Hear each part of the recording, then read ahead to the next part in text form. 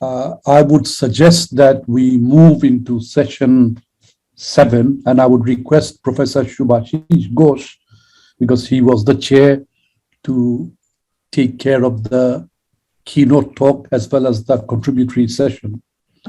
So can I request Professor Shubhashish to take control now to preside this session?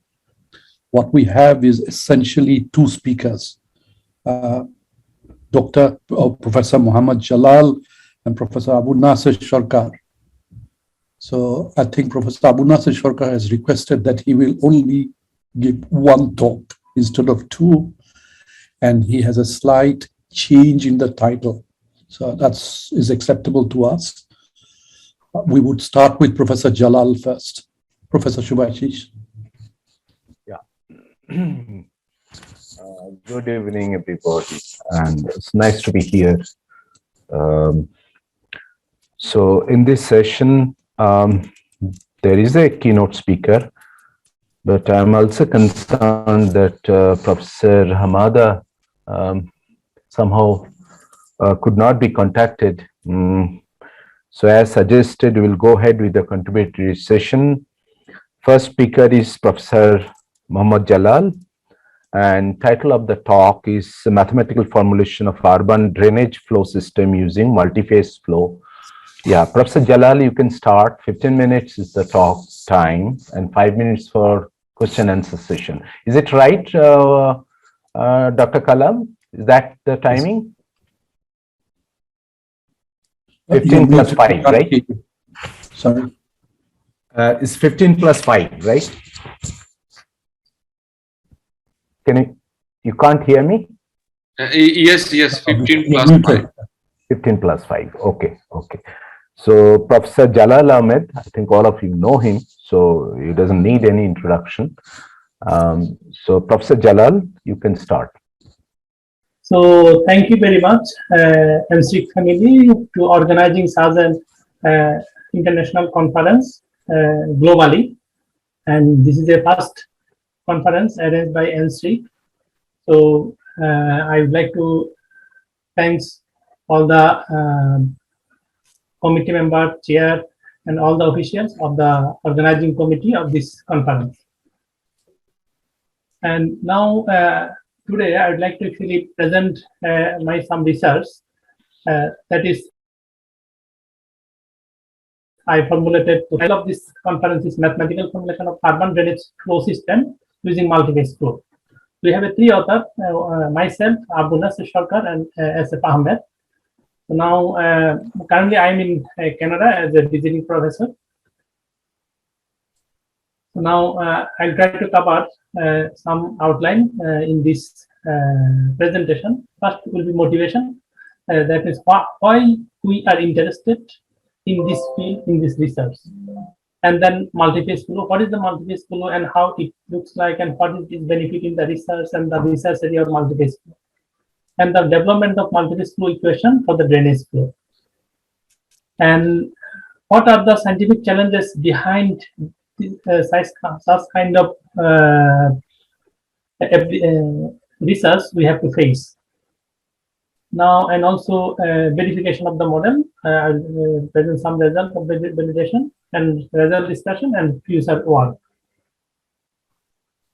So if you see this picture is taken from my home city, Chittagong, in Bangladesh. Basically, I am from Chittagong. So this is one of the picture. Looks like is a river, not a highway road, but it is a highway road. During the flooding system, so this highway road flood in such a way that people cannot drive. Even they have to use some boat or some kind of things that can be very difficult. And also their daily life. If you see the house and building, all the buildings and houses are surrounded by the flooding water. And also not only that, this flooding cannot be once a year, or maybe during the rainy season it may occur couple of times. So what is the causes of flood in Bangladesh? flood in the world, over the world, there is a flood, and there is a causes of different causes of the flood in the world. Even in America, there is some flooding. In Canada, just few days back, we have also some flooding issue, and then there some roads also closed. But different country has the different perspective of the flooding. So in Bangladesh perspective, it's little bit different. So this is my reason to choose the area of Chittagong. So what could be the flooding reason in Bangladesh? One thing we have in Bangladesh, the canals are not that much narrow or not that much wider, but it is okay little bit. But the main problem I observe is that there is some blockage, there is some obstacle in the canal. That is the main reason in Chittagong area, especially in Bangladesh, the flooding causes.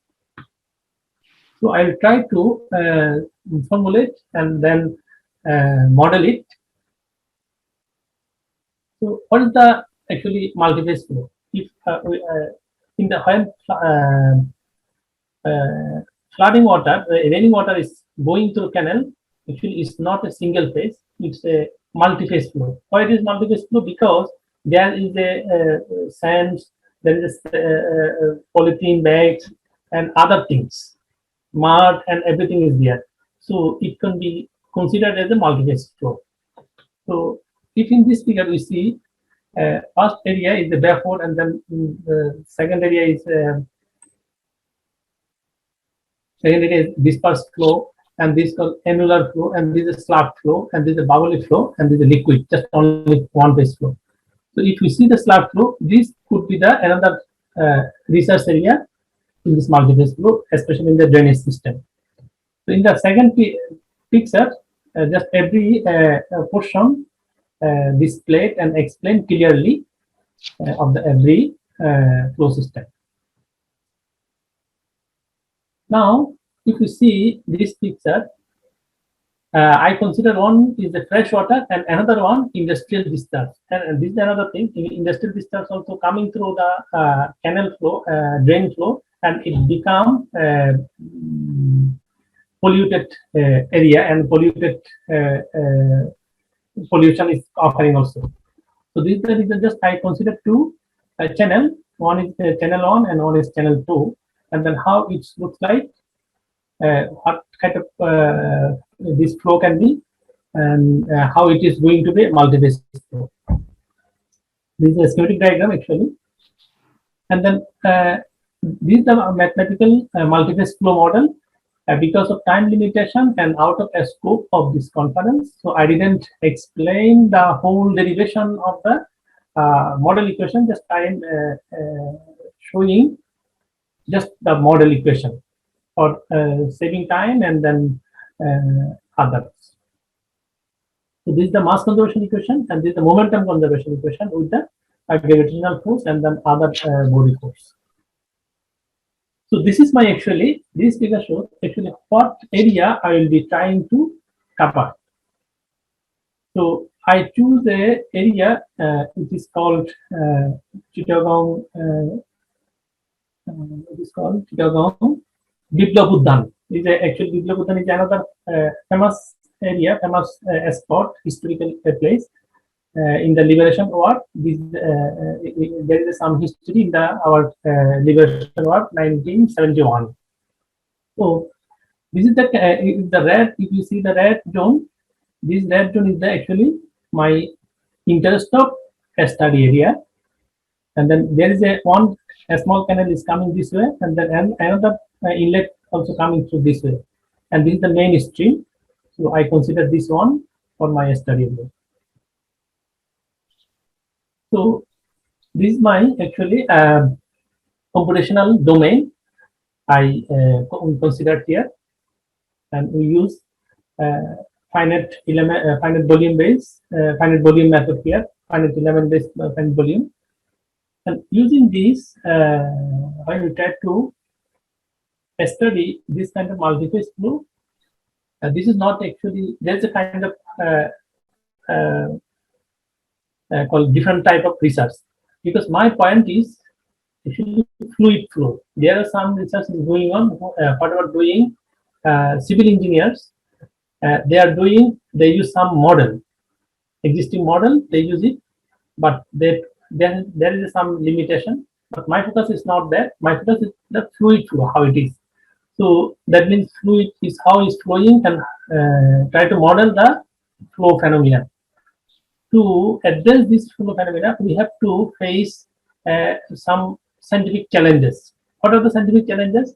First one, modeling challenge, because data of the rainfall data all the time it is not available, especially in Bangladesh, because there is some limitations, and the different boundary conditions. If you see my study area, I choose a simple area. Still, it has a three inlet especially. So then one outlet. So three inlet could be three type of different type of boundary conditions. So this is this is another challenge, and proper understanding of the flow system. And flow system should be fully understandable. Otherwise, it's very difficult. And then modeling challenge. And whenever we do the modeling challenge, there is a fluid flow phenomena. We have to face some mass conservation equation. So we have to face that. The solution of Navier-Stokes equation actually is not that easy, but most of the research actually have been done without Navier-Stokes equation. So if someone use don't use the full Navier-Stokes equation, so it is not possible to capture all the flow phenomena in general.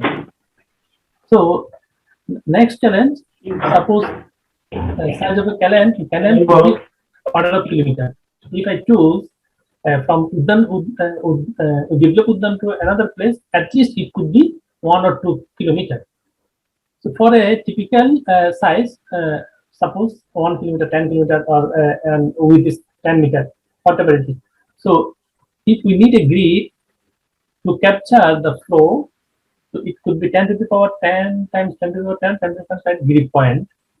And if I have a reference here, if you want to capture actual flow, we need to use micrometer order.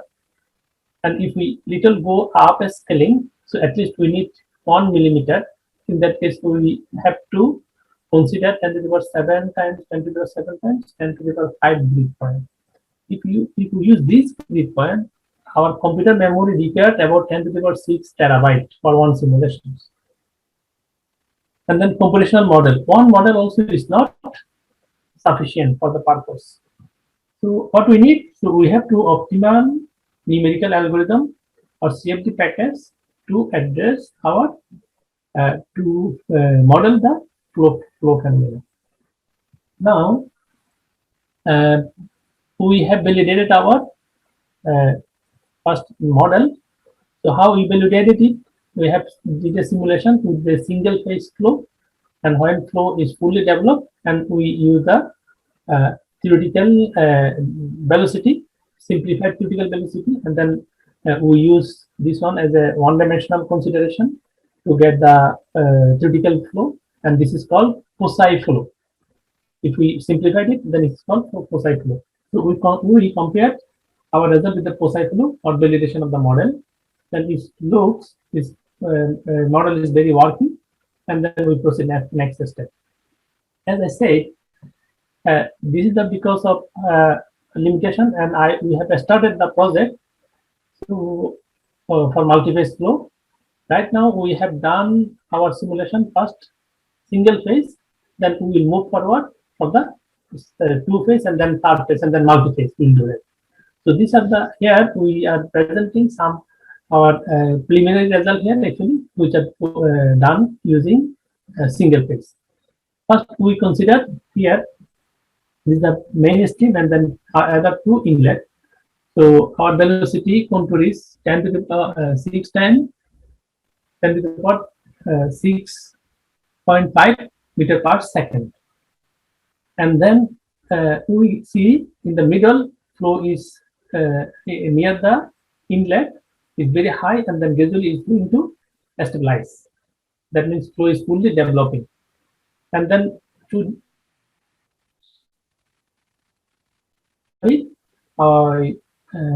streamline, and streamline also shows that flow is going to be fully developed by the time.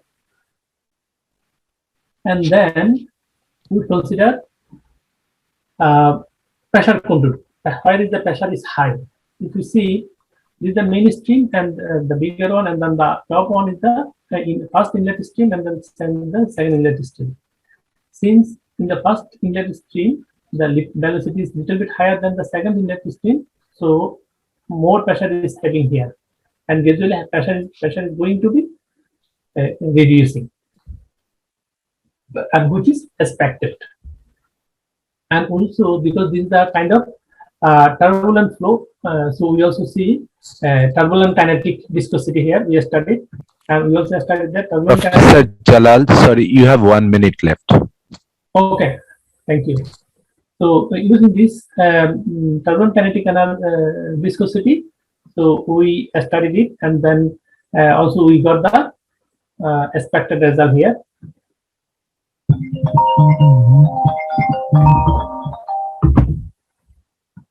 So calculation and future work. That compare with the field data. So we have to collect the field data to verify, to model, and to study more with this model. And also multiphase flow consideration, we have to consider it, because we finished just single phase flow here. And also we perform second two-dimensional model. Now we have to read more understanding of the fact we have to do three-dimensional model.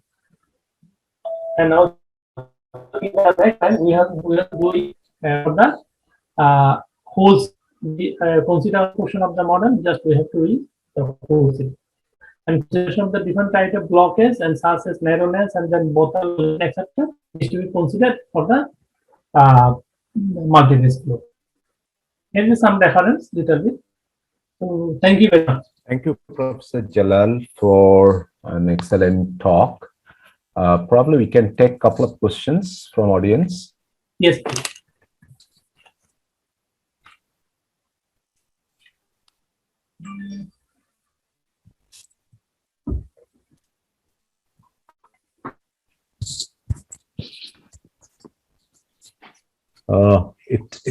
It seems that there is no question. If there is a question, let me ask a question. Professor Okay, Jalal, in your theoretical model, what kind of approximation you put on your Navier-Stokes equation? When I approximate it, it is a general form. It's called a Poisson flow. Yeah, right.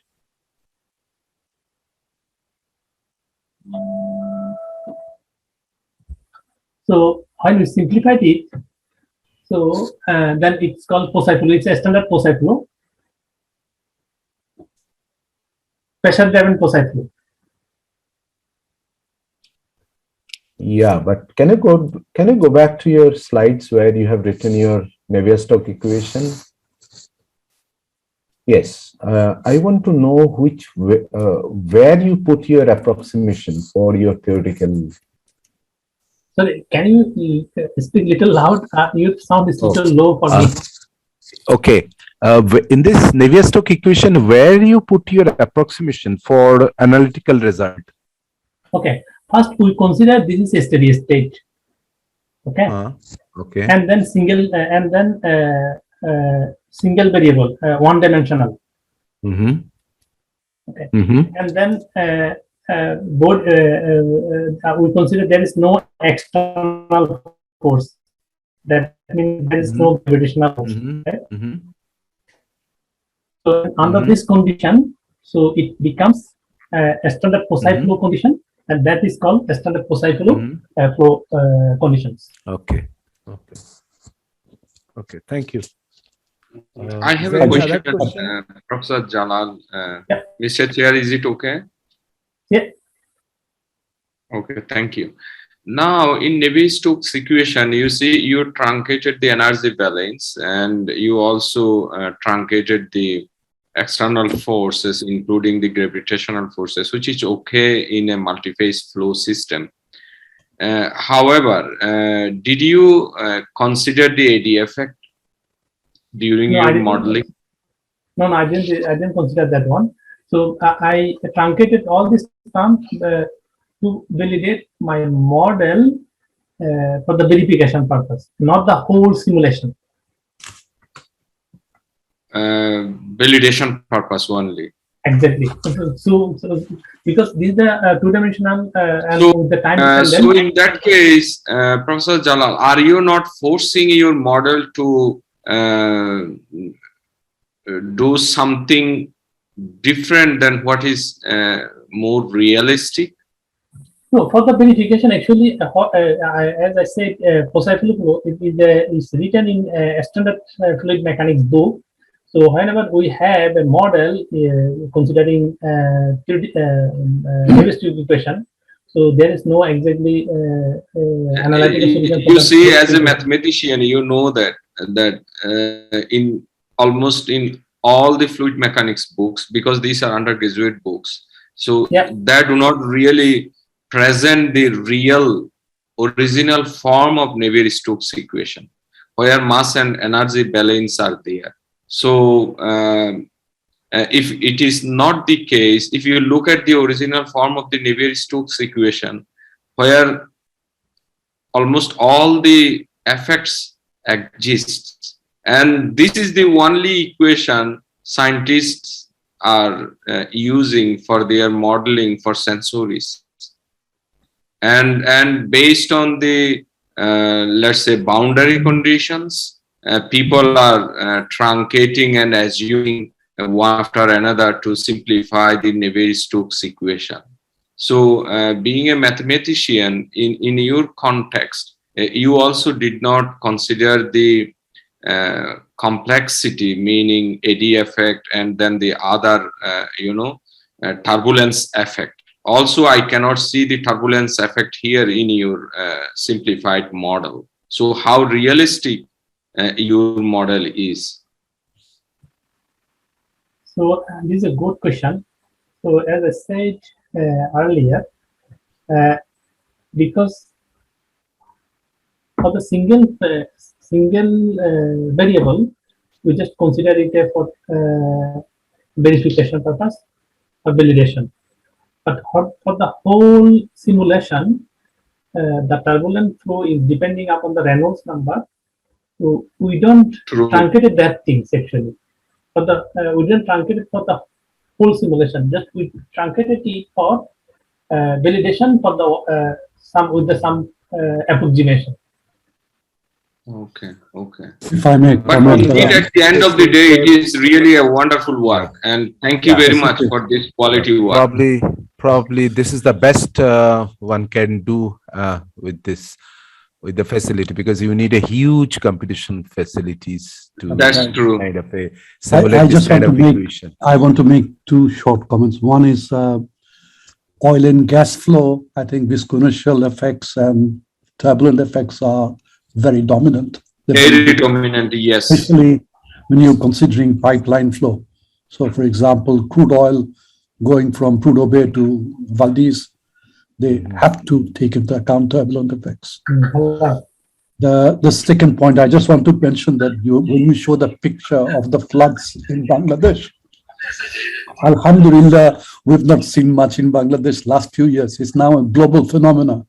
Last summer, we've seen floods in Germany, in UK, lots of all over the world, many places. And places in Bombay has been havoc with the rain and flood. Both. So it's related to the drainage system, I guess. And they are telling within I think 100 years or more than 100 years in British Columbia, the worst floods people saw on Earth. Big highway finish. Allah, which is a very big flood, and they have to declare emergency. Yeah. So our next speaker is Dr. Abu Nasser Sarkar, but I see a two titles. So which one he's going to speak on? Maybe Professor Abu Nasser will tell us which title he wants. He's given us the title, the new one. Okay. He doesn't want, he's changed the title now. Okay.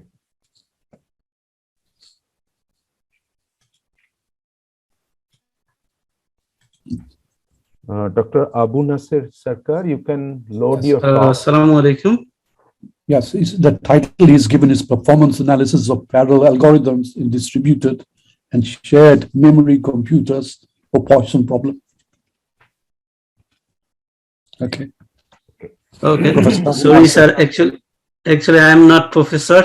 I am a graduate student at Memorial University. So this is the correction. Inshallah, you will be one soon. Yeah, inshallah, Aziz. Okay. Yeah, so today I'm gonna talk about performance analysis of parallel algorithm in distributed and shared memory computers. So in this work, Dr. Jalal Ahmed is the co-author. So outline of today's talk is, first I'll discuss about the motivation, then model problem, numerical approach, shared and distributed memory models, then performance analysis, finally conclusion and future work. So here's the motivation. So why do we use actually parallel processing? Actually, we want to solve the problem really fast. So one way is to solve the problem fast is to divide into smaller pieces, right? And solve the pieces simultaneously. Finally, we gather the solution from each pieces. These steps are followed in all parallel programming. So our goal is to analyze the performance of parallel algorithms. So in shared and distributed memory computers. So in figure A, it shows that the shared memory architectures, we have the CPU, all CPU are shared with a single memory space. Whereas the distributed memory architectures, each CPU has their own main memory space. So to analyze the performance of parallel algorithms, we need to choose, we have to solve a PD model or any kind of problems. So we chose here the Poisson PD model. So the Poisson PD model is Laplacian E equals F. Here, right hand side, F is the force term. So for the two-dimensional case, we choose the domain is the unit square domain, and the boundary condition is just sin pi xy, which is the nonlinear. So if you want to solve this problem, so either we need to use some numerical techniques. So there are 3 steps is to solve the PD model numerically. First, we need to discretize the domain into large number of grid points. After that, actually, we approximate our derivatives, which is involved to the PDE. Then we get the system of equations. So we can solve the system of equations directly or iteratively. So instead of solving the PDE. So here we use the finite difference approximation. So the center difference formula for the special derivative along the x-axis is this one. And the center difference formula along the y-axis is this one. So actually here, where uij is the approximation of u at node xi and yj. So the discretized form of the Poisson equation is this one, which gives us the 5-point center difference formula. So if you want to write this equation as a matrix form, we can write A equals B, where A is the coefficient matrix and B is the right-hand side vector. So the form of the A is like the block triangle diagonal matrix. B is the block matrix here. So B, if you see the form of B is still a tridiagonal matrix.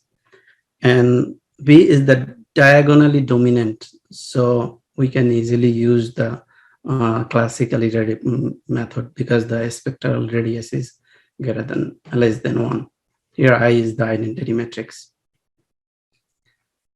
So we can solve our system application directly. So like we can decompose the coefficient matrix like ALU or QR factorization. Then we can use like forward or backward substitution, then we'll get the solution. For iterative methods, we will have classical iterative methods, line-wise iterative method, Karlov subspace method, multi-grade and domain decomposition. For simplification, actually we use the Jacobi. So here is, we can write our discretized equation in this form. And then if you wanna apply the Jacobi method, so here the superscript k means we know the value at the previous iteration, k plus 1 is the current iteration. So if you know the value at EYZ, we need the value from 4 neighboring nodes. So which is shown is the 5-point discretization stencil. So here is the algorithm or Jacobi method. First we initialize our U, then right hand side vector, then number of grid points along the x-axis. We consider the number of grid points along the x-axis and y-axis are same. And finally, we choose a tolerance. The U new is the current value of U, actually. And we choose the infinite norm to check the convergency. And if the infinite norm is less than tolerance, then we are done. Otherwise, actually, we will repeat this step 2 and 3 again. So our main goal is we are going to apply we are going to use the shared memory and distributed memory models. So for the shared memory, actually, there is a library, C library, OpenMP.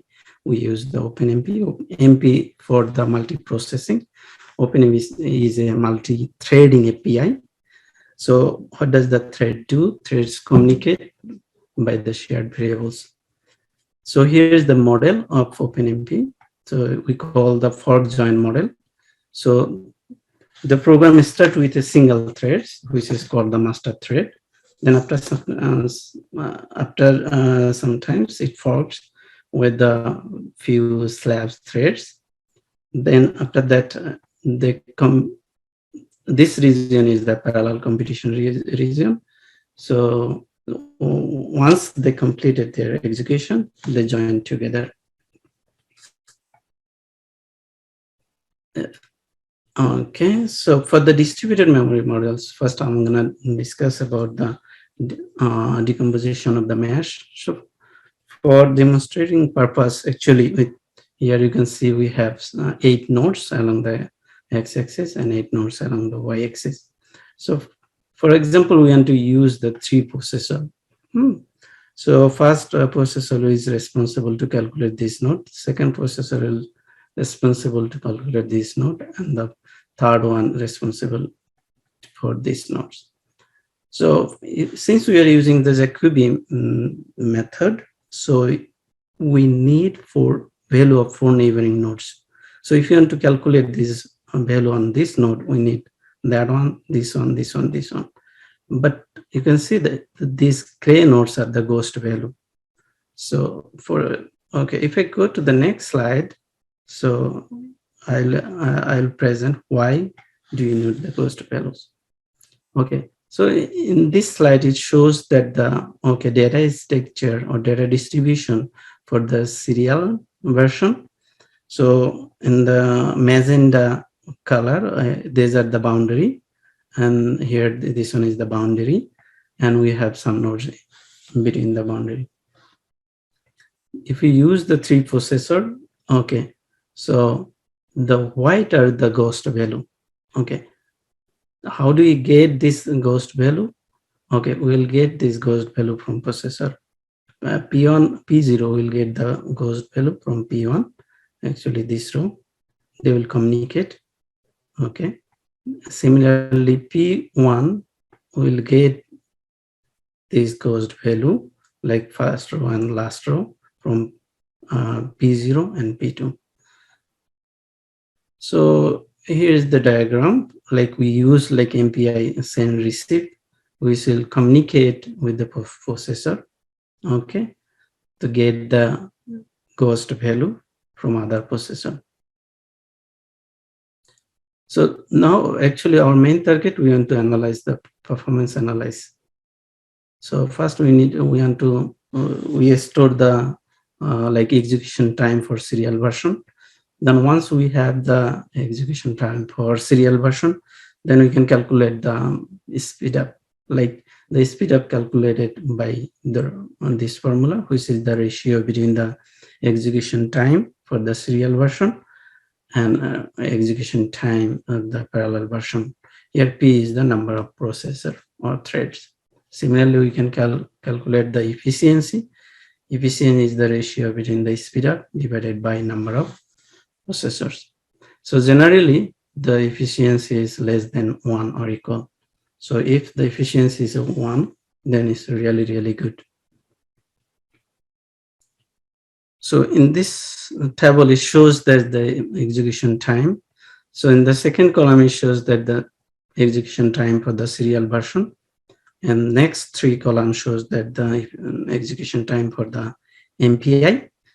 And the last 3 columns shows that the execution time for OpenMP, you can see. So in all cases, MPI takes less time.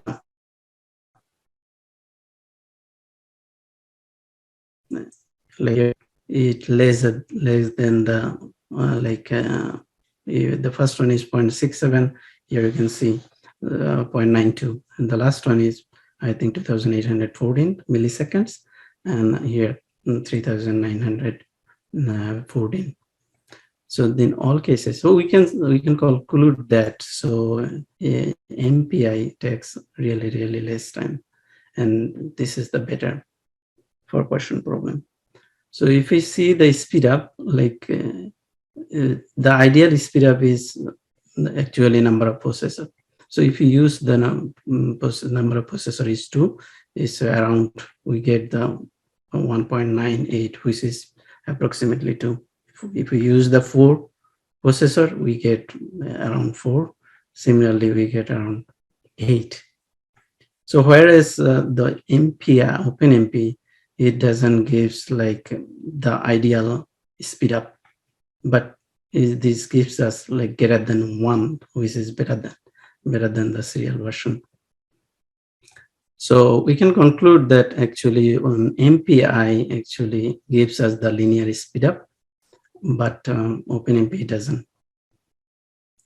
So if you think about the efficiency, so as I told, like the ideal efficiency is less than or equal to 1. If we get 1, this one is really good. So for OpenMP I, actually it gives us the approximately 1, whereas the OpenMP doesn't gives 1. So we can conclude that the like a MPI is really best choice for solving population problem. So the conclusion is that, okay, if the problem data fits into the shared memory system, still we can choose the MPI, because distributed memory system actually has a larger cache. So for future work, actually, there are 4 categories, actually, the most popular 4 categories for parallelization. Like I discussed the process-based and thread-based in this talk. There is another one, vectorization and stream processing. So we can use those 2 techniques, then we can compare with our results. So here is the actually references for this work. So thank you very much.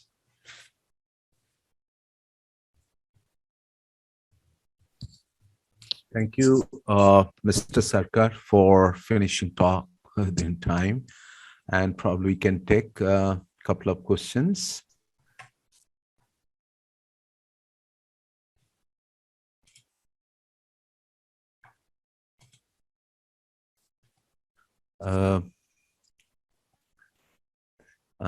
If If there is no question, let me ask Mr. Sarkar, did you use the parallel library call in your program? So for the parallel library, actually we use OpenMP and MPI. This is the C library. So MPI is for message passing interface application. No, that's fine. But at any point of time, did you call the library for your program? Yeah. So how many library you called? Because your efficiency strongly depends on the library call. Because if you want to compare this MPI and OpenMP. Sorry, I cannot hear you. Can you hear me? Yeah, could you please tell me again? I'm asking that, did you call library parallelly during the execution of the program?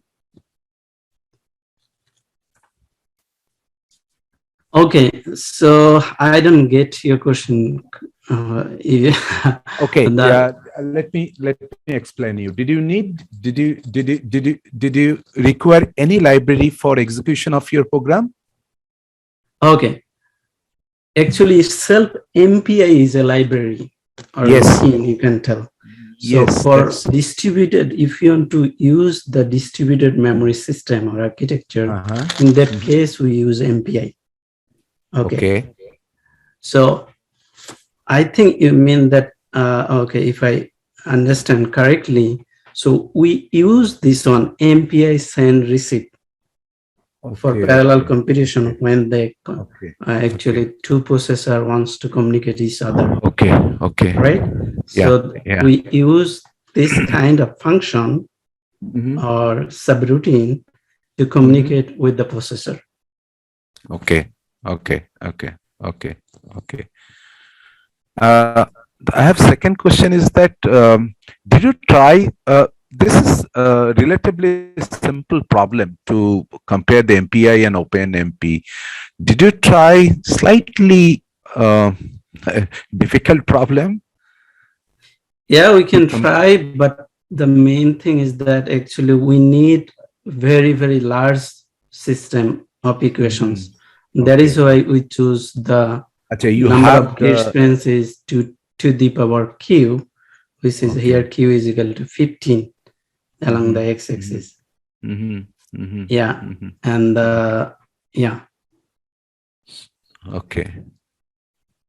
Okay, thank you. Is there any other question? Okay. We have one last second. Yeah. If not, let us thank Mr. Sarkar for an excellent talk. Okay. Now, Dr. Kamal, I think you can, I can hand over to you. Yeah, we have one last session. Ms. Nurulain Noor. She's the last speaker listed here. Talking on the collapse of Rana Plaza case study. I don't have the title, neither the name of the speaker. So probably if you can announce that, that would be better. Our last speaker is Ms. Nurulain Noor. She's going to talk on the collapse of Rana Plaza, a case study. This is a very famous shopping big plaza in Dhaka, I guess. As we are early on time, if Noor is ready, Nurulain is ready, we can proceed with Noor. Noor, you may unmute yourself. Noor. Noor? Yes, hello. I'm here. Let me give a special introduction to Nurulain Noor. Nurulain Noor is, mashallah, a daughter of our VP for OE division, Professor Muhammad Nurul Alam. So she is the youngest daughter of our Vice President, Professor Muhammad Nurul Alam. We welcome you, Noor, and good to see you here. Thank you. Thank you so much for the wonderful introduction. So Habiba, will you be handling the slides? No, I'll stop share and you can share your screen. Okay, perfect. Just give me 1 second. Actually, Habiba, do you mind if you handle the slide and then I can just I'll just hint when to go to the next one. Sure. You sent me the slide. Okay, let me just get it for you. No problem. I received it just now. I'll do it. Perfect. Thank you so much. No problem.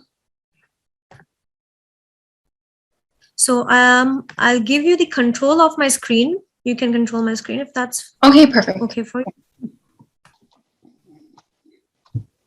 Let me just quickly share my screen with you. Yeah, while Habiba is loading this, I want to have special thanks for Professor Mohammed Mehdi. I can see he's entered.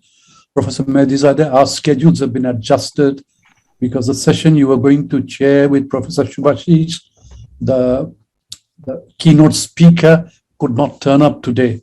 He's either ill or something serious happened and we couldn't contact him. And we've adjusted the sessions, and inshallah, this is going to be the last presenter in the last session. Thank you.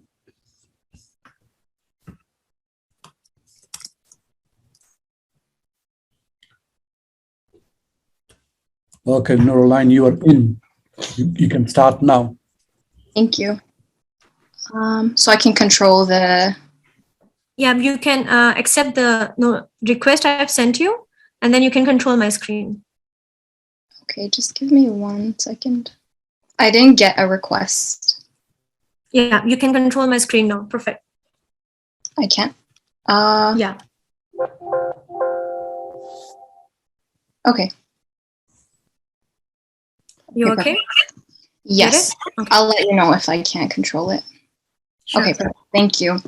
So I just wanted to take a moment to thank ICNSEA for providing me with this wonderful opportunity to present my research that I conducted in my International Labor Organization class. My name is Noraline Noor, and as Habiba had mentioned, I'm the youngest daughter of Professor Muhammad Nur Al-Alam, my father. So I'm currently a third-year law student at the University of Ottawa, and as I mentioned, I will be presenting about the collapse of Rana Plaza, and I'll be taking sort of a systemic approach, talking about the international and the national aspect of how the incident occurred, why it occurred, and what happened in the aftermath of the incident.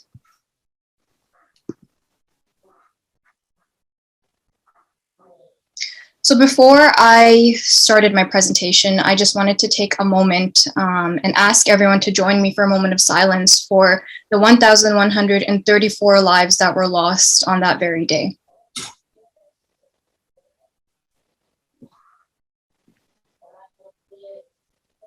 Thank you.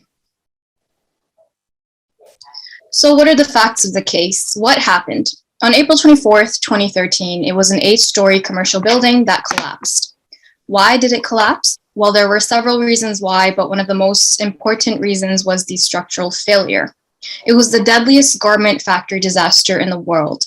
The death toll was 1,134, with several people still missing. 2,500 people were injured, but they were eventually rescued. The building had shops, banks, and garment factories of about 5,000 people. They were actually planning to add a 9th floor, which was not permitted legally, and that comes to show you how the problem slowly started getting worse. So if there are 8 floors, they're trying to add a 9th floor. Of course, there's already an overcapacity of individuals in the building, and now they're trying to increase their profit by building a 9th floor, which was eventually not completed. And another thing to point out is that there were cracks that were noticed the day before the collapse of the building, yet the workers were still expected to attend work the following day. The aftermath of the incident. So what happened after the Rana Plaza incident? Just brushing over the facts of the case. Again, it was a structural failure of the building, but also the employers were exploiting human beings. They knew of the cracks prior to the incident, yet they urged their employees to attend work. As I've mentioned, there was an overcapacity of individuals working in the building. And again, this alludes to the human exploitation component of the problem, which essentially is the biggest problem. This incident opened eyes globally to the poor work conditions in Bangladesh and the conditions which result in work-related accidents, death, occupational diseases. There's a poor labor inspection system and enforcement mechanisms by the government. So it's evident here that the building and construction legislations were not followed, and this resulted in the building collapse. Since the incident, more than 109 other garment factories accidents had occurred, and that is an alarming statistic. 109 other garment factories, following the deadliest one in history. Post Rana Plaza, it's shocking to see, as I've mentioned, that many incidents had occurred. And there were probably other incidents that occurred but were not recorded and were overlooked, had not received the sort of global attention. And so again, they were just kind of neglected.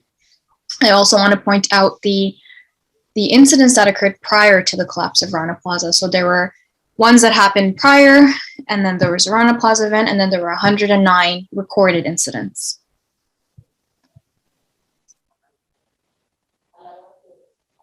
So the laws in Bangladesh. What is the current state of affairs in Bangladesh, or what was it at the time of the collapse? So we have here the Bangladesh Labor Act, and this was one of the only ways present to provide financial protection to employees. Under the Bangladesh Labor Act, there is the Labor Code of Bangladesh, in which employers are required to give specific payments to individuals who were injured in work-related accidents as a result of workplace deficiencies.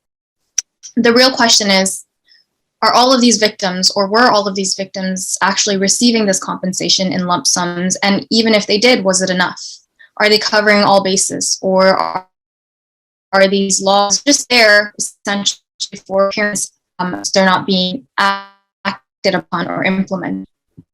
So as I've mentioned, there is a lack of implementation due to systemic forces. Bangladesh is a country that runs on a very rigid class system. The population is extremely high, and so individuals who are living in poverty, the question again to ask is, are they receiving this compensation at all? So according to or pursuant to the Bangladesh Labor Code, no compensation was paid. Only some local and global parties who supported the victims, so international organizations and some local parties, provided some compensation. But again, we must ask, was this enough? There are individuals here who lost their lives, families who lost their loved ones, and some lost the breadwinner in their family. And there were also people who were severely injured. A lot of these people, a lot of their livelihoods were just overlooked.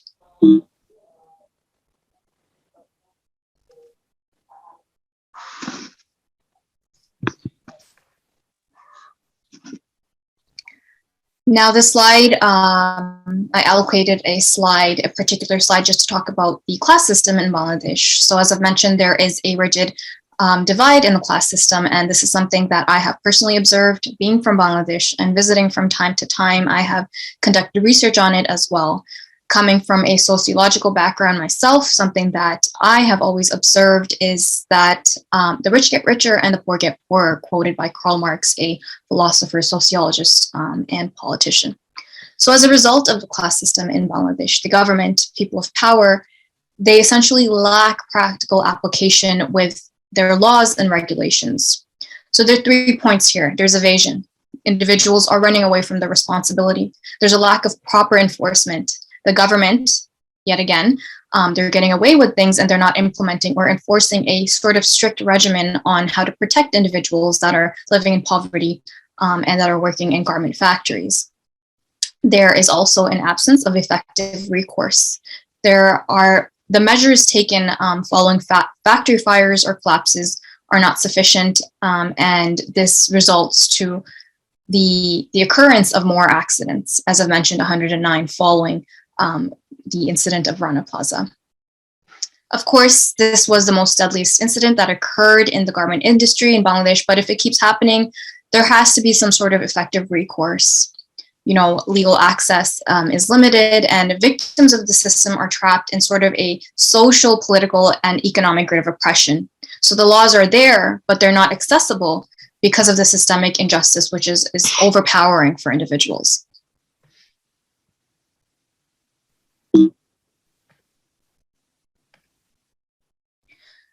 So coming from an international perspective, what is the ILO and how was it involved in the incident or following the incident of the collapse of Rana Plaza?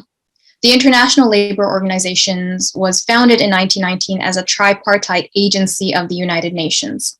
It consists of 187 countries, bringing together the governments, employers, and workers, hence the concept of being a tripartite agency. Bangladesh is one of the 187 countries involved with the ILO. The ILO was created for the purpose of granting social protection and facilitating dialogue on issues within the global workforce. So of course, this would be a very pertinent topic to discuss. The ILO works on advancing social and economic justice as well, and their intended goals are first, to set labor standards, 2, to develop policies, 3, to create programs that seek to promote decent work conditions.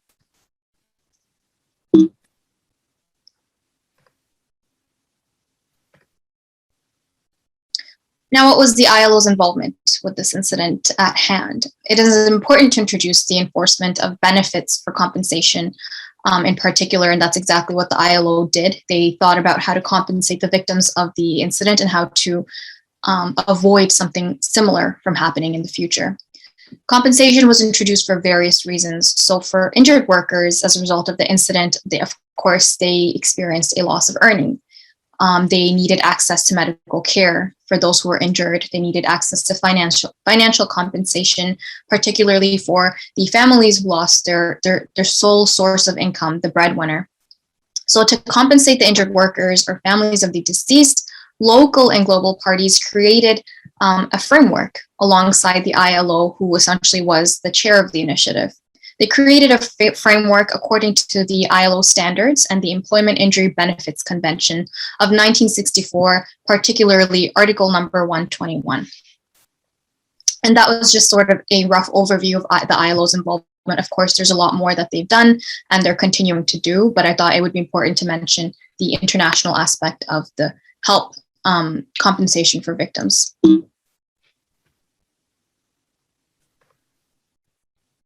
Now, this is probably my favorite part of my case study.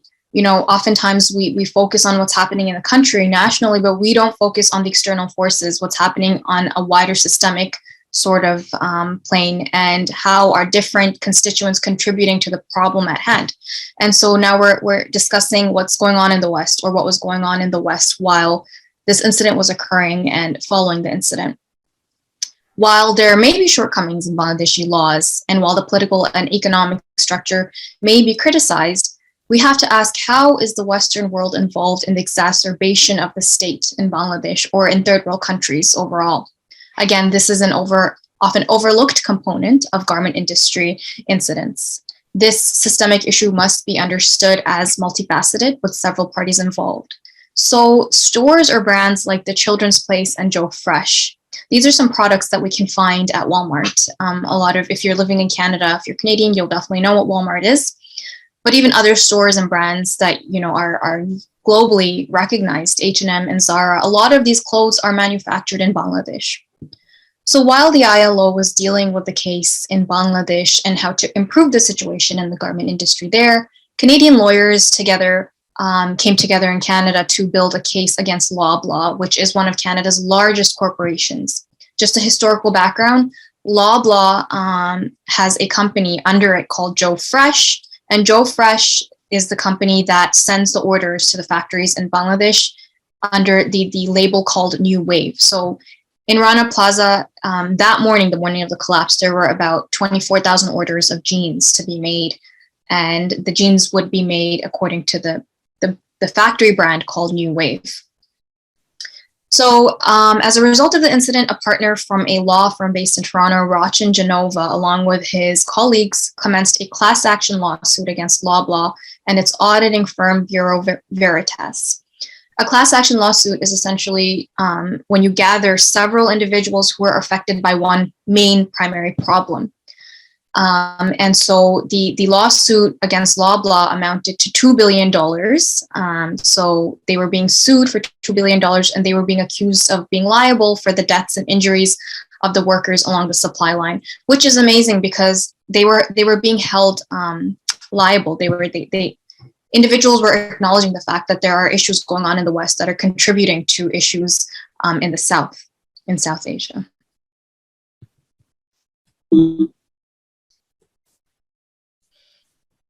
So the allegation against Loblaws, again, as I mentioned, was that they failed to ensure the workers along the supply line were protected. They were sending orders, yet they were not paying attention to what was happening on the other end, how the workers in the manufacturing factories were being treated. They were also accused of violating their duty of care to ensure that the workers manufacturing the garments in Rana Plaza worked in a safe and lawfully constructed operated factory. The lawsuit included 4,000 individuals.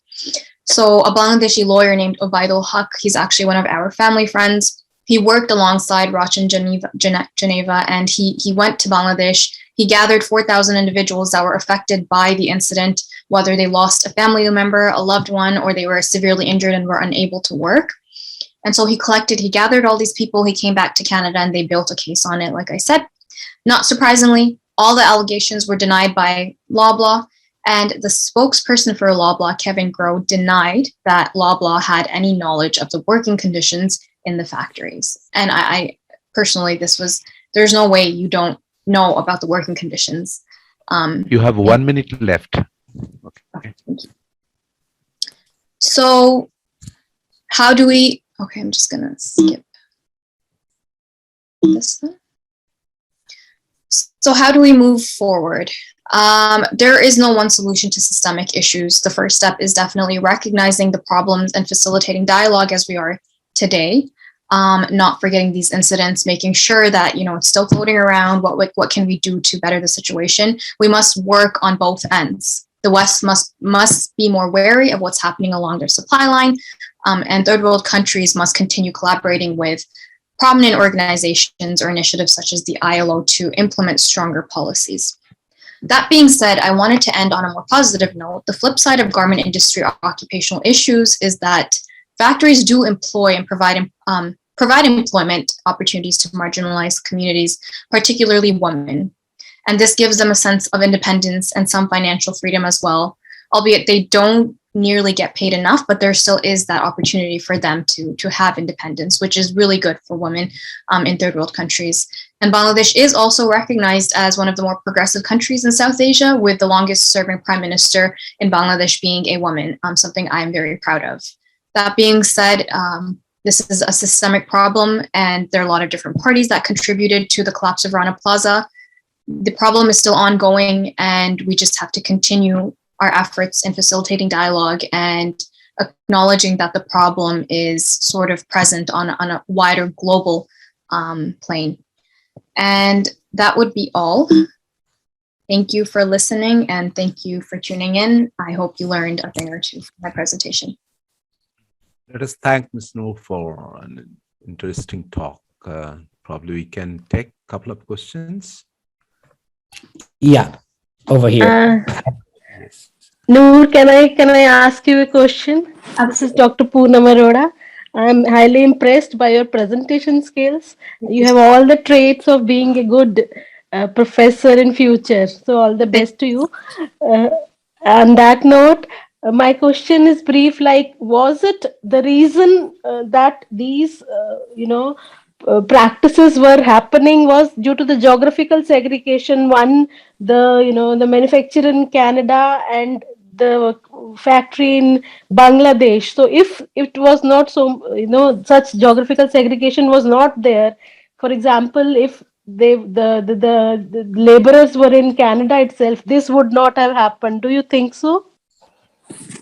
I do believe that Canada does have we have our own legal issues, but a problem to that wide scale of the collapse of Rana Plaza, I don't believe it would have gotten to that point within Canada itself, because the laws and legislations, the rules and regulations, they are followed to some degree, and employment rights are a very big thing. That being said, we have to understand that North America, or Canada in itself, is a first world country, whereas Bangladesh is a third world country. So there is that difference.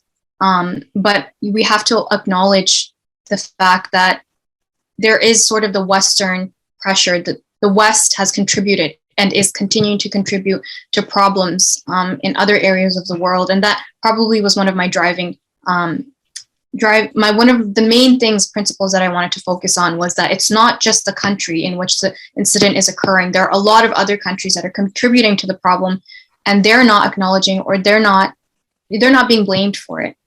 So I definitely do believe that there's a geographical difference, but I don't believe that something of that to that degree would occur in Canada. Thank you, Nuria. This is a generic issue that you have addressed, and these labor laws are always, being neglected because their compensation is always, and their safety measures are always at a peril because the employers, it is not a priority area for the employers. So it is a very significant area that you have identified and worked on. Thank you so much for the presentation. Next question by Hamaza Yusuf. Please go ahead with your question. Yeah, hi, thank you. This is Hamza Yusuf. Firstly, the presentation has been a very concise, compelling, and tremendously powerful one. Coming from Bangladesh, I can tell that the incident of Rana Plaza is a very controversial, complicated, but Ms. Noor has been particularly very articulate about this topic. And really like the way she has elaborated on how the first world nations, they are to be blamed as well as Bangladesh for incidents like this. It's not only Bangladesh, it's not only the laws and regulation enforcement sector in Bangladesh, it's also the entire world. The world has also a role to play in this. So really appreciate that. And onto the question, I would like to know, do you think the ILO has been effective enough to prevent this incidents, or do you think it would be in the future? What do you propose? Yeah, that's a great question. I have actually spoken to an individual from the ILO, and I asked him the same question because, of course, what happens internally are things we don't know externally. And they said they're still working on it. So my thing is, there has been an effort, but I'm not sure that it has been fruitful, because considering the statistics show that there were 109 other incidents following the Rana Plaza incident. So that's an alarming rate of factory fires, building collapses.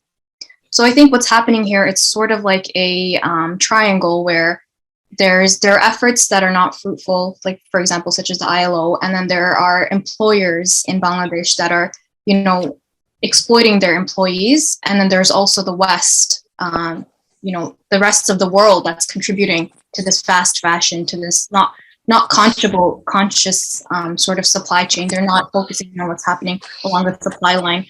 So I guess it's tackling one thing at a time, but I definitely believe that the ILO could make more of an impact. I'm sure they have made, I don't have all the statistics on it, I'm sure they've made an impact, but there could be more to be done.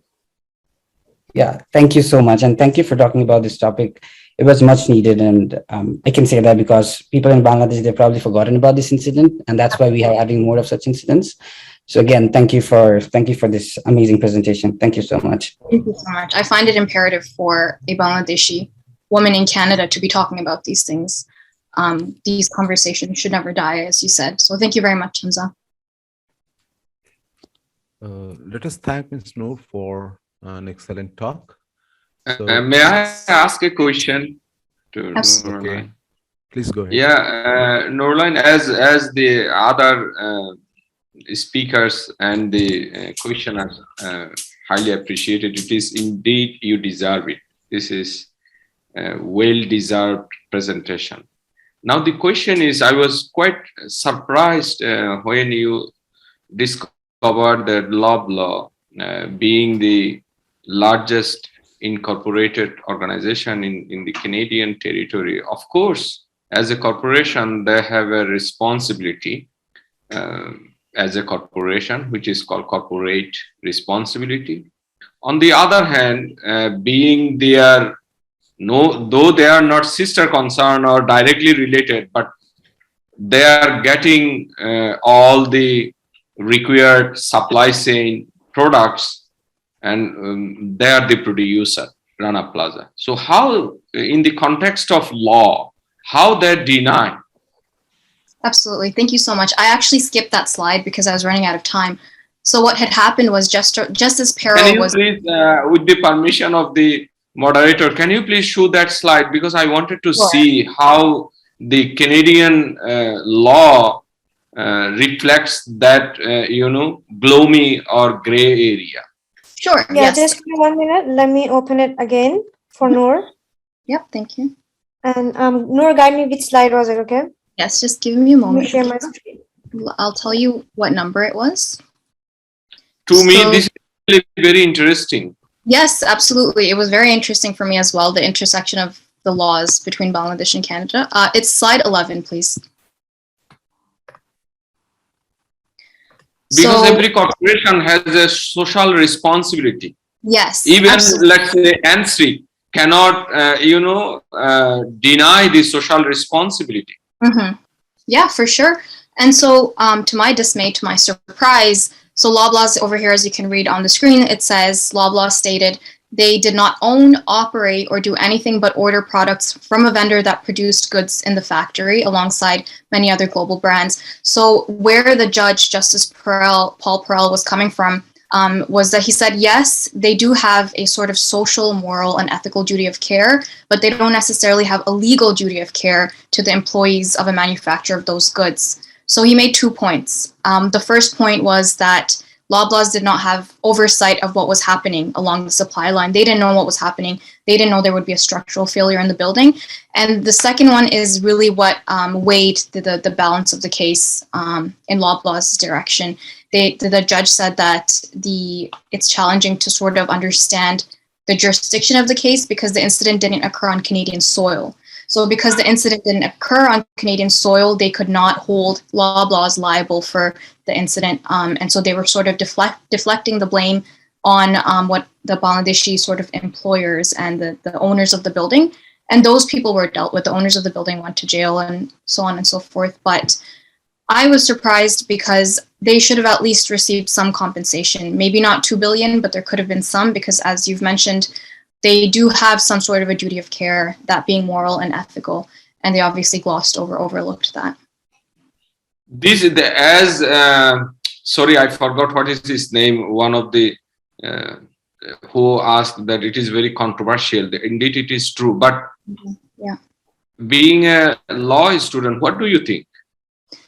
Being a law student, where is the corporate responsibility then? Even if I question the judge. Yes, absolutely. I think this is a very common case of a large corporation sort of just brushing over the responsibility. They clearly should have known that there was something going on. If they're ordering 24,000 jeans in one morning and there's a short deadline for that, they should know that there is some inhumane amount of work going on the other side. People are not robots, right? They have a life. They can, in Canada, a full workday is 8 hours. So my thing is that you do have a legal duty of care, but you should also have a moral and ethical duty of care, and that was not looked at. Of course, this is it's a corporation, one of the largest corporations in Canada. Unfortunately, there is that sort of thing where these people have power, and their power will save them from a lot of things they do. They won't be blamed. But I do believe that they should have won the case. The firm here should have won the case. It should have been more than $2 billion because 1,134 lives were lost and several others were impacted. So I was disappointed by the results of this case. There was a lot of effort made. One of the lawyers went to Bangladesh, gathered 4,000 individuals, and I'm sure there were more than 4,000 people that were affected by this case. So, I mean, there's not much more that could be done now because they closed the case. But as a law student, I was extremely disappointed by the results and by the initiative of the Canadian parties in this case. So do you believe that it's a loophole because you mentioned that it is not within the Canadian soil or within the Canadian territory? It is a loophole. I have heard of several other cases where the individuals or the judges, the people have said that this case did not occur on Canadian soil, so it's a jurisdictional issue. But so long as there's the parties involved in some way or another to some capacity, even if it's 1%, you should be held liable for your actions. And so Loblaws should have been held liable, and I'm more than 100% sure they could have afforded it. But unfortunately, the corporate power and sort of it takes over, and they're able to hide. I mean, I don't know how they hide I don't know how they sleep at night, but that just escapes me. Thank you so much for your understanding and well-deserved, person. Thanks a lot, Nurline. Thank you so much, Nurulan. We were honored to have you here and good to see you. Stay safe. Thank you, Habiba. Let me just summarize the sessions we had. Alhamdulillah, it was wonderful. I wish to thank everyone who has participated. We had almost 41 participants, 42 in fact, yesterday. Today was a bit lower. We had about 27, the highest. But yesterday was very big. It was very beautiful. We had 5 keynote sessions and at least 12 contributory lectures and presentations. And of course, the thing that I really liked is we went into depth on sustainability. There was a very beautiful presentation by Professor Khader Vella. I think Professor Khader Veli was excellent from Mysore. He really carried us through the applications of sustainability in terms of agricultural production. And then we had a fantastic forum on the medical and health sciences. We had some brilliant doctors who participated from UK and Canada, enriched us, educated us on what is COVID. They really explained the fundamentals of COVID, the pandemic itself, the effect, and the future ahead. It was an excellent program. Today was a fantastic start. We had a very good start. The keynote talk by Professor Bishas, the conference co-chair, was an excellent eye-opener because he touched on the modeling aspects of sustainability. And that was really good. And we had rigorous presentations on mathematical analysis. I really appreciate Professor Subhashish Ghosh and Professor Kalyan Das chairing the different sessions of today. You really enriched us, and it's a privilege to have such. And of course, the online presentation from Professor Alam on online education challenges and prospects, that was an eye-opener. That was very timely because this is what we have been involved in online. And the beautiful final, the closing talk from Nurulan was an eye-opener. I loved it. It was really beautiful when you touch on the injustices on the social side, political side, the economic side. You've touched only on the economic side, on this construction issues and how so many lives were lost, the cases behind. This is a beautiful ending, in my opinion, for our session. So overall, I think it's the contribution of everyone. And Habiba and Afra, despite all the responsibilities and handicaps that they had, they've done brilliant. Really want to thank both of you for helping us in these 2 days. I want to thank Professor Inam as well for his single-handed determination to go ahead with this. Professor Alambay and Professor Bishas for co-chairing this excellent 2 days. We had 30 papers. It was unfortunate that the keynote speaker, one of the keynote speakers of today, was absent. He's a very good speaker. We missed him. And then we had a couple of speakers who didn't turn up. So there were 3 contributory lectures which were missing and 1 keynote speaker. So overall, we had 28 sessions, 8 keynote sessions, and the rest 20 were contributory talks. Thank you so much. Professor Alam, if you want to add anything, or Professor Inam, it's yours, your call.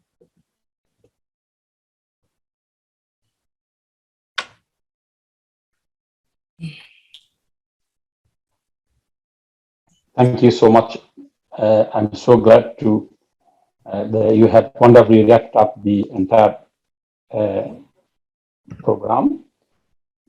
In fact, my sincere thanks to all participants from around the globe who, with patience or sleepless night, I can say, and then leaving all behind, attended this conference.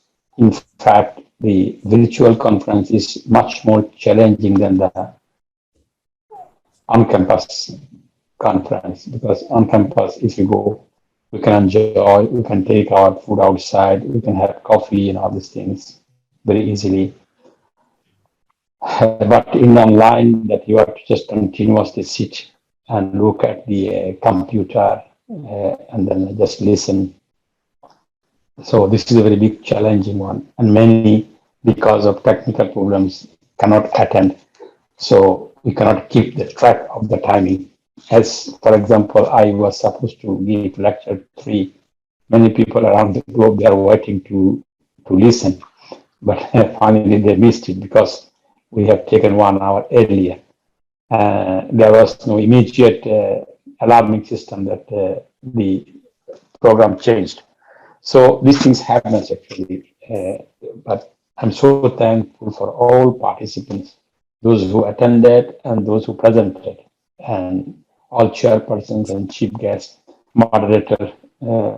We can a little bit take rest, go here and there, making the our video off. But unfortunately, poor moderator cannot go any far. He's all the time here. He's to look at everybody because he's to see what is happening. It's a very big job, big task. If our CEO, Dr. Rana, would give me, I think I could not afford it. I could not take it. It is so heavy task too. And Habiba and Afra, mashallah, you know that Afra is just recovered from COVID, and Habiba also is recovering from the coughing. It's very serious, so still they continued and they help, technical help they gave. I think last I gave Habiba something that about our NC. I don't know whether she got it or not. I received it. Till you're continuing the talk, I'll upload it here. Our CEO will be talking something that we shall show. Habiba will get surprise of the NSEE organization. Our CEO will be a vote of thanks. Then, inshallah, Habiba will get that surprise. That will be a certificate to everybody, all participants. Thank you very much, Mr. Chair of the conference and the co-chair of the conference, the moderators for this 2 days long conference. Indeed, it is very tiring when it comes to the online or virtual conference. But my sincere thanks first goes to the organizing committee of the conference, chaired by Professor Haidar Ali Vishwas, and then the technical committee, and they followed by other committees. My sincere thanks, of course, goes to the all participants, distinguished ladies and gentlemen, distinguished speakers, including chief guest who may not be here today. Because they made the all these people who are also act directly or indirectly in the back end. They are the backbone of for sure. And all together, my sincere thanks on behalf of NSEE and NSEE family members for this successful and wonderful accomplishment of NSEE history. NSEE made a real history today by organizing first successful international conference on engineering, education, and science. My sincere apology, because there were some anomalies, there were some mismanagement, I would say, because of time zone conflict, because of, I would say, technology, including the internet speed and all other limitations that we are aware of. So we will learn from this 2 days conference, and we will enhance our understanding towards managing the next conference. And we are hoping to organize series of conferences in the coming days with the leadership of our Associate Vice President, Professor Haidar Ali Bishwash and his team. I am hoping that under the World Association of Nature Science, Engineering and Education will bring the people who really wanted to contribute and to green the planet. And this is the forum where they can contribute easily. And this is the only channel networking the people. And that will enhance the definitely the enhance activity, NSTIC activity in general. And that is the effort that we wanted to make to serve the entire mankind under the umbrella of education. My sincere thanks to all again. Stay safe in this pandemic situation. Thank you very much. Bye. Habiba is coming with now. Yeah, Habiba. Now we have a poem which is written by our Professor Dr. Muhammad Nurul Alam for NSTIC. So it says, NSTIC, our loving organization. And not a single moment I passed to come along this wonderful day. Yes, surely NSTIC family really achieved a lot while passing a long way. For R, it says, rays of success enlightening us, and we are blessed and hopeful. In the name of Allah, we begin journey to achieve each of our goals. Carrying NSTIC banner, our loving organization to disseminate knowledge and to make our dreams successful. Thank you so much, Professor Alam. Indeed, it is the loving organization and it is a loving point for all of us. Thank you so much for motivating us throughout. Thank you so much. You are most welcome. Thank you. Thank you. May God bless all of you, your family, relatives, friends, and the countrymen, wherever you are. Amen. Thank you so much. Thank you. Goodbye, everyone. Is there anything that we are missing more? Or we're done? I have done. We have done. This is with our lab organization. We have done it now. I thank you all. Thanks for joining, and keep us in your prayers wherever you are. We should be meeting again with some seminars, conferences, and the workshops, inshallah. Assalamu alaikum wa rahmatullahi wa barakatuh.